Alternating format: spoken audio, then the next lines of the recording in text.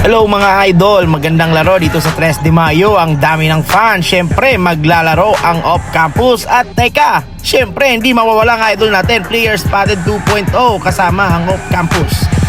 Mapapalaban sila sa Davao del Sur selection. Magandang laban to. Fast forward po tayo mga idol sa huling yugto ng laro. Nagmistulang slam dunk contest ang laban. Rene Baterbonyan nagpakitang gilas, pumalo ng slam dunk 2 beses mga idol. Ito pa yung isa, niyanig ang Emily Holmes Gym. Para naman dito sa Davao del Sur selection, si Mr. Agusto nag 200 back dunk. At hindi rin nagpahuli itong si GM Zanoria, windmill slam dunk ang pinakita. At ang sa huli, itong si Maki Pellegrino, between the legs, pero na-short, yun nga lang. Pero idol, ang ganda ng ginawa mo sa laro.